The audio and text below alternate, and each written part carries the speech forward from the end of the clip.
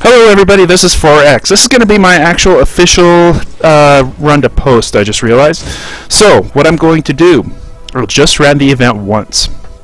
Okay, I did not get the sword. I bought the sword with dragon stones, but now I am fully artifact out. This is something I've been waiting for a long time.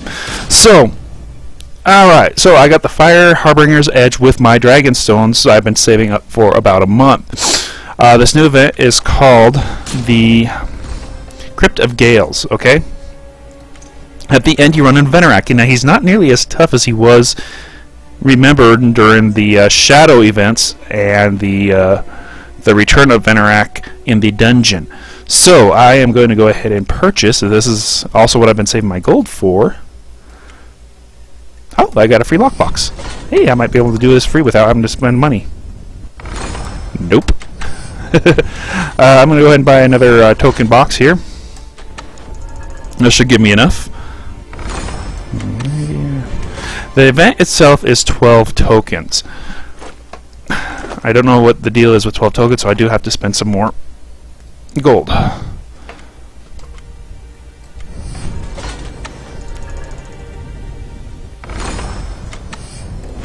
Okay. So at a very minimum, it's going to cost you 240,000 per run, not counting free tokens and stuff like that. So we are going to go ahead and go in there. Alright. Okay.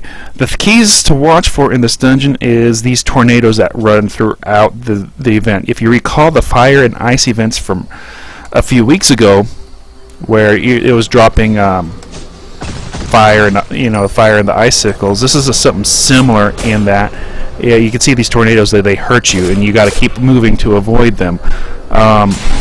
Now, one thing I've noticed about this event is if you follow my gold find tutorial on trying to where to gather enemies from the Skeleton King map,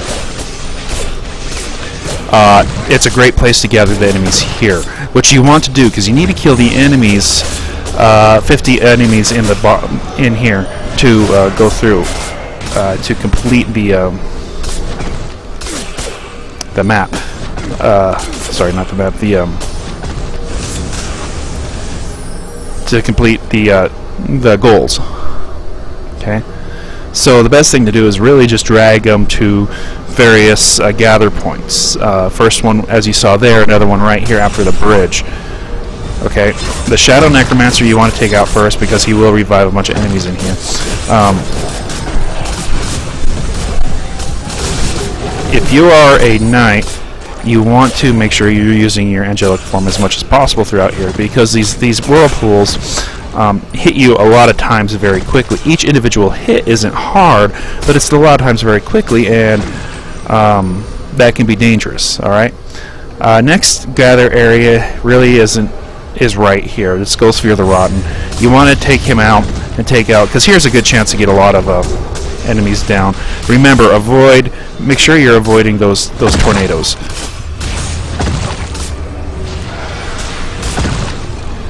And this is a good place to get a lot of enemies, because as you're going through here, you'll see the Gateway to the Abyss will drop enemies, which also count, which I've noticed count towards your minion goal that you got to defeat.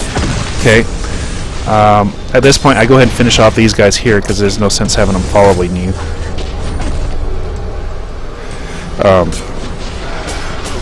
And to wonder how quickly these tornadoes could take you out, my first run through, which is just before this, I got taken out here, coming very close, actually pretty close up to here.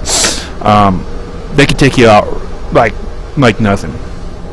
Okay, now I'm coming up to the final gather area. You want to come up here and bring your enemies up here. And what I did notice is once you get up here, there are no tornadoes. They don't follow you up to here. And this is a good place to gather the rest of the enemies to kill them, because it's a narrow area, they all stay close, and your cleave should take out quite a few in a short amount of time, and the tornadoes are not up here. So this is a good, again, like I said, this is a good place to finish out any enemies who are in Venerak. When you cross the bridge, you run into Venerak. Now, he doesn't appear and drop a huge wave of hurt like he does before in previous incarnations. but you do want to make sure you're avoiding those tornadoes, because they will hurt. And he does hit you pretty hard, so he hits you and he knocks down less than half health. You want to make sure you're gone. Another thing is you'd want to do as a knight is know when your angelic form is going to run out. Mine will run out at about 36 seconds, so I need to get out of there at that time and bop my protector skill down at that time. Okay. You know, making sure you're taking out the various small enemies, only going in when you're at full health, if you can afford to do so, and you've got the armor and strength to do so. Otherwise, if you're the time limit is only for dungeon score. If you're doing this soloing, trying to get your first few artifact pieces, wait until your angelic form is actually ran before you hit him. So you keep going in here.